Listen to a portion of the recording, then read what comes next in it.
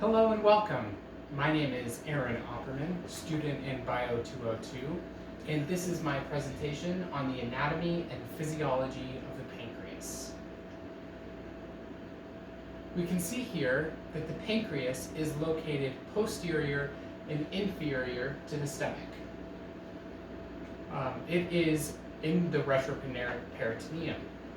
It has a slight convex appearance on the left side, curving with the duodenum. It is roughly 6 inches long and tapering at the end of the hilum towards the spleen. The liver and gallbladder lie directly superior in the small intestine. The small intestine is directly inferior to the pancreas. Posterior to the pancreas is the vena cava, and the peritoneal membrane is anterior. The pancreas can be subdivided into 5 regions, all of which are somewhat functionally similar. The head proper and the Unicate process is located to the left, following the curve of the duodenum. We can see this represented here. The head proper has the opening of the pancreatic duct and is surrounded by the superior mesenteric artery and vein. The Unicate process hooks toward the right, also following the curve of the duodenum. The neck is a continuation of the head proper, with the body extending out further towards the right of the neck. The tail on the right is called the tail, and it is the end part of the pancreas, which is adjacent to the spleen. This is represented well in this picture. Moving forward, we can see the pancreatic duct is consistent with all 5 parts of the pancreas, starting at the tail and exiting through the head proper. The pancreatic juices are found inside the pancreatic duct. Lobules are also found everywhere on top of the pancreas. This creates small raised bumps on the surface. The pancreatic duct has 2 main segments, the main and accessory pancreatic duct, which separate at the distal end of the head proper. You can see this represented here, as this is the main pancreatic duct and this is the accessory pancreatic duct. Many interlobular collecting ducts join to form the main pancreatic duct, medial to the pancreas. The main pancreatic duct joins the common bile duct in the head proper and empties into the duodenum via the ampulla of Vater. The ampulla of Vater is also called the hemipancreatic ampullae. This extends into the duodenum a couple of centimeters. The sphincter of Oddi wraps around the main pancreatic duct. This restricts flow of the pancreatic juices. The smaller accessory pancreatic duct empties into the duodenum superior to the main pancreatic duct. It is roughly about 1 inch above, not represented here, but it would lie right here in the duodenum. Not shown is the superior mesenteric artery, which passes to the left of the Unicate process. The superior mesenteric vein follows the right side of the same artery and then behind the neck of the pancreas. This then joins with the lineal vein and continues to form the portal vein. This is a good picture that represents the main pancreatic duct, and we can see the common bile duct joins in the head proper and exits into the duodenum via the ampulla of Vater. Moving forward, the pancreas is mainly supplied by the branches of the splenic artery from the superior position. Seen very well here, it innervates at the top. Venous return happens from the splenic vein.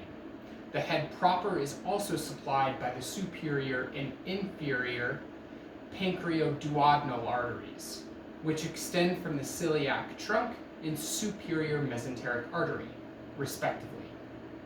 Venous return to the superior mesenteric branches of the hepatic portal vein. These are represented here in this curvature under the Unicate process and extend down the superior mesenteric artery, returning from the portal vein.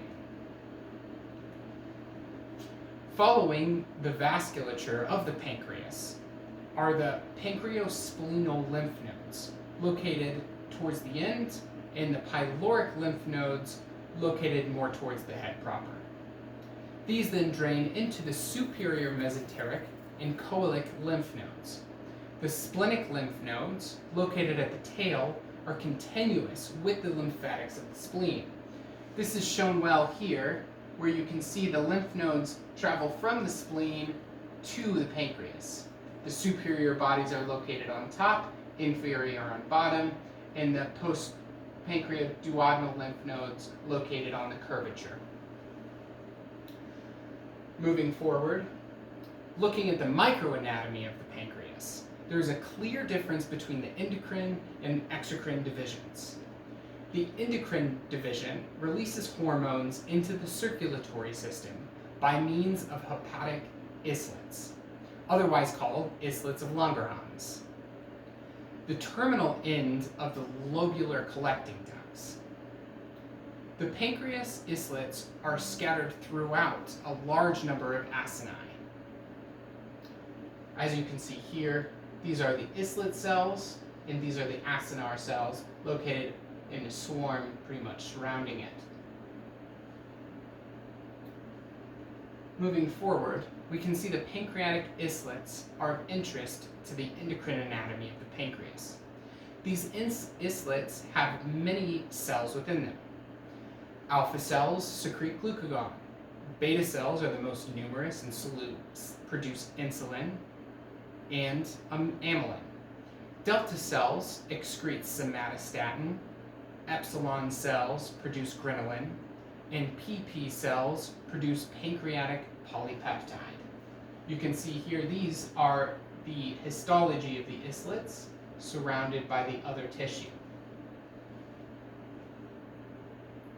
The physiology of the pancreas is broken down into the exocrine and endocrine divisions as stated before. The endocrine islets function to excrete digestive enzymes into the duodenum.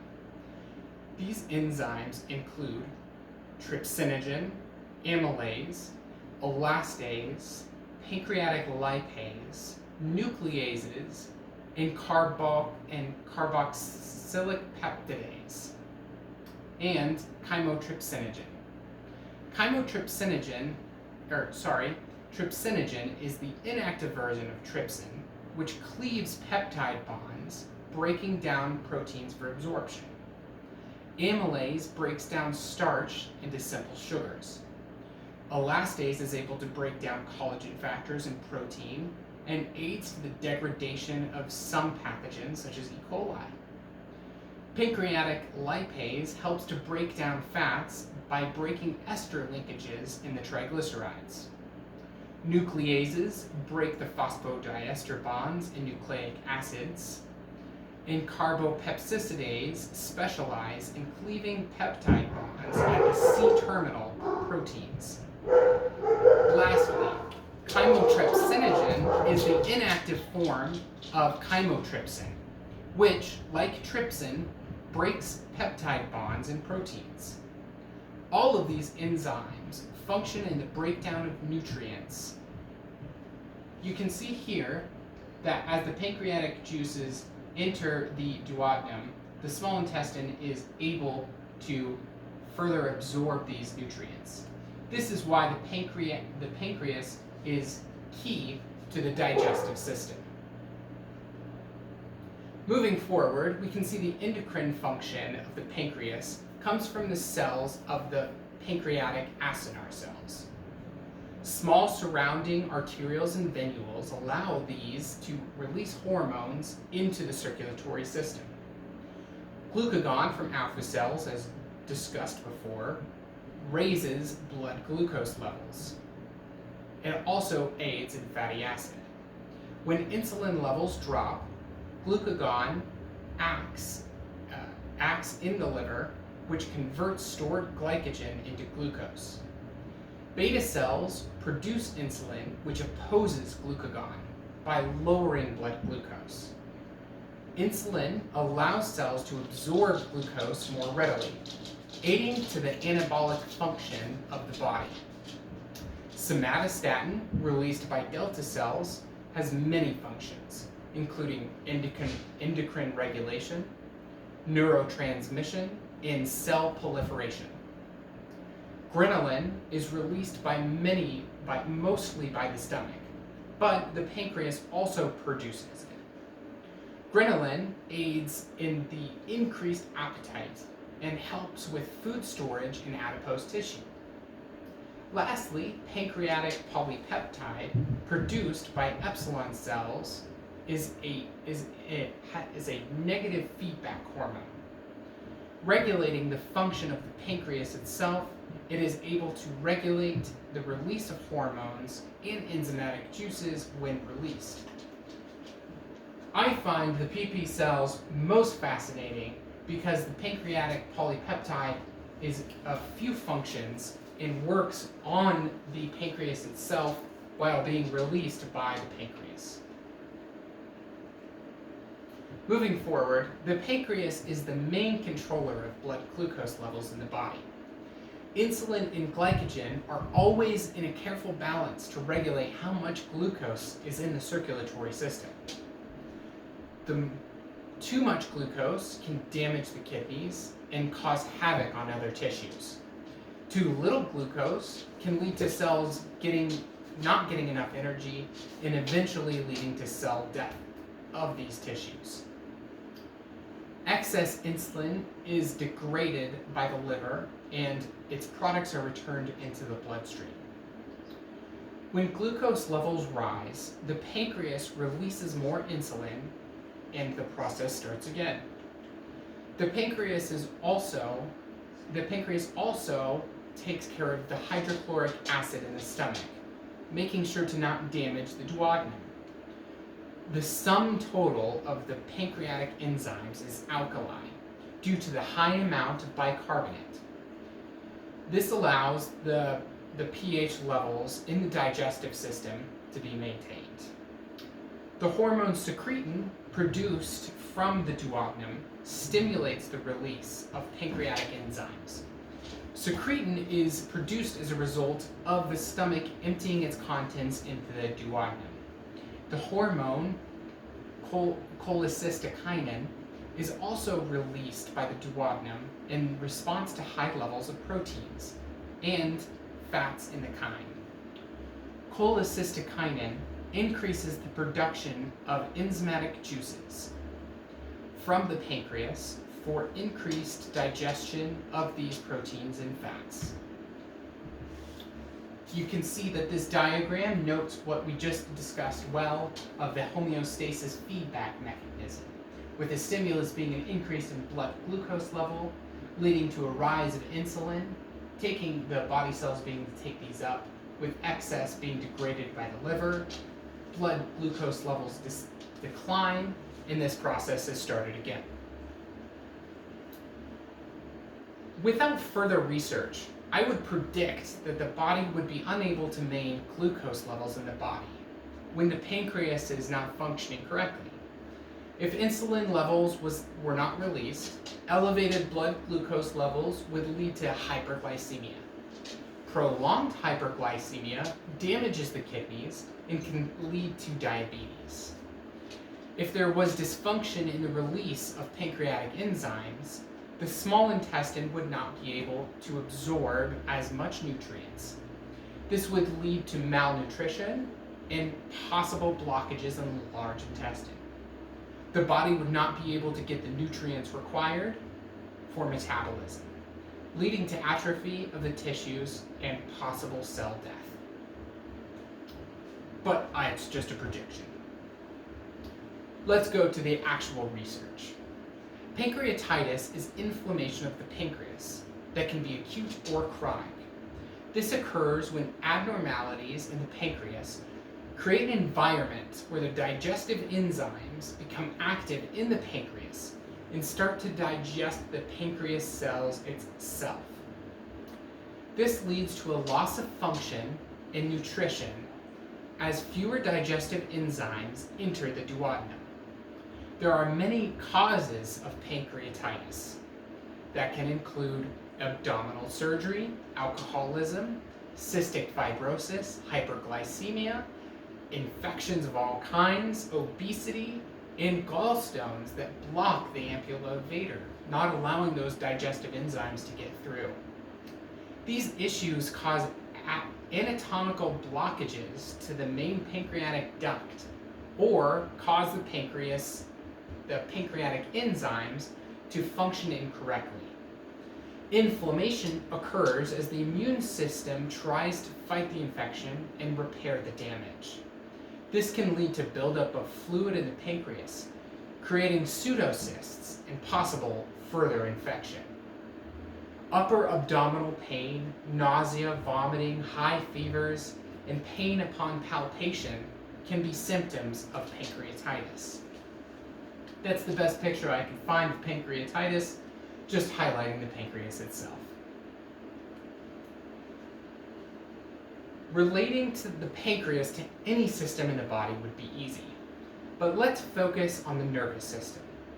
The pancreas is controlled by both divisions of the autonomic nervous system. The sympathetic branch stimulates the alpha cells to release glucagon, allowing increased glucose to enter the blood from stored glycogen in the liver. The sympathetic branch also inhibits the release of insulin by beta cells. This adds to the fight or flight response in the body by supplying more fuel for the cells. The parasympathetic branch increases beta cell activity. This releases more insulin into the circulatory system. This is active in the rest and digest period. The enteric nervous system also contributes to the pancreatic function. The vagus nerve from the spinal cord innervates the pancreas and regulates the endocrine function. Anticipation of a meal causes the vagus nerve to stimulate the release of digestive enzymes, allowing for faster and more efficient digestion. Once a meal enters the small intestine. Lastly, by regulating the blood glucose levels, the pancreas is able to supply the central nervous system with the glucose necessary for its function. The pancreas, the precise balance must be achieved as too little glucose can starve the brain for its nutrients. Too much glucose can disrupt the blood-brain barrier and possibly lead to cerebral edema. You can see here how the vagus nerve, how the vagus nerve is innervated by the spinal cord and also by the sympathetic nerves innervating here into the pancreas.